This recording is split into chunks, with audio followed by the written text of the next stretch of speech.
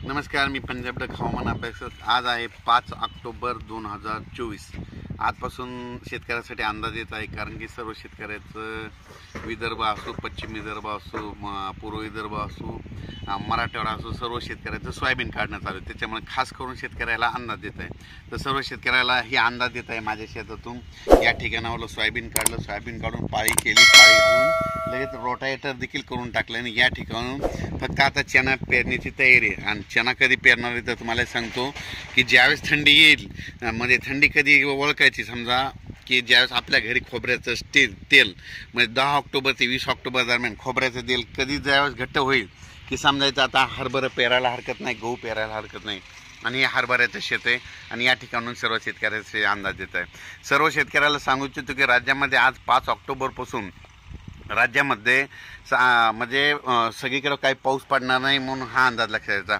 फक्त राज्यात सांगायचं झालं तर आज 5 ऑक्टोबरपासून तुम्हाला एक सांगू इच्छितो की हे 5 ऑक्टोबरपासून इकडं सांगायचं झालं तर सातारा, सांगली, सोलापूर, कोल्हापूर, पुणे, इकडं नगरपर्यंत, इकडं त्याच्यानंतर धाराशिव, लातूर, त्याच्यानंतर त्याच्यानंतर बीड जिल्हा, इकडं परभणी जिल्हा, इकडं जालन्याचा म्हणजे जालन्याच्या इकडं घनसावंगी त्या भागापर्यंत, इकडं नांदेड जिल्हा, हिंगोली जिल्हा आणि यवतमाळ, म्हणजे ह्या इतक्या पट्ट्यामध्ये ह्या असा पाऊस पडणार आहे। म्हणजे ह्या 5 ऑक्टोबर, 6, 7 आणि 8 ऑक्टोबर ह्या 4 दिवसामध्ये म्हणजे तिकडं काही पाऊस पडणार नाही, विदर्भात काही जाणार नाही। म्हणून विदर्भातल्या शेतकऱ्यासाठी सोयाबीन काढत आहेत म्हणून त्यांच्यासाठी खरंच आनंदाची बातमी, कारण की पाऊस काही येणार नाही। त्याच्यानंतर विदर्भ, पूर्व विदर्भ, पश्चिम विदर्भ, पूर्व विदर्भातले 7 जिल्हे आणि पश्चिम विदर्भातल्या 5 जिल्ह्याचं सर्व शेतकऱ्याला सांगू इच्छितो की तुम्ही काय करा, म्हणजे 11 ऑक्टोबर ते 14 ऑक्टोबर दरम्यान तुमच्याकडे थोडा एक पाऊस येणार आहे।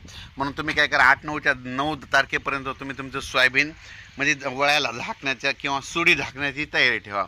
म्हणजे रात्री घरी येत असताना सुड्या झाकून ठेवा, म्हणून हा अंदाज लक्षात घ्या। कारण की तुमच्याकडं म्हणजे 11, 12, 13च्या दरम्यान तुमच्या पूर्व विदर्भात आणि पश्चिम विदर्भात 6, 5, 11 जिल्ह्यामध्ये पाऊस येईल, म्हणून हे अंदाज लक्षात घ्या। पण राज्यामध्ये मराठवाडा आणि पश्चिम महाराष्ट्र या सर्व शेतकऱ्याला सांगू इच्छितो की तुम्ही काय करा, 9 तारखेपर्यंत तुम्ही काय करा, तुमच्या ओळी सोयाबीन असेल तर काढून घ्या, मशीन भेटली तर काढा, वाटल्यास ओळी लावा, ओळी लावून झाकून ठेवा। कारण की 9च्या नंतर 10 तारखेपासून ते 14 तारखेपर्यंत हे पाऊस कसा पडणार आहे तुम्हाला परत एकदा सांगतो। इकडं नांदेड जिल्हा येईल, इकडे यवतमाळ येईल, हिंगोली येईल, परभणी, त्याच्यानंतर लातूर, त्याच्यानंतर बीड, त्याच्यानंतर नगर, त्याच्यानंतर धाराशिव, त्याच्यानंतर सांगली, पुणे, सातारा, कोल्हापूर आणि कोकणपट्टी ह्या पट्ट्यामध्ये ना किती 9 तारखेपासून ते 14 तारखेपर्यंत दररोज भाग बदलत पाऊस पडणार आहे, म्हणून हा अंदाज लक्षात घ्यायचा। आणि राज्यात सांगायचं तर आता उत्तर महाराष्ट्राकडे वळू।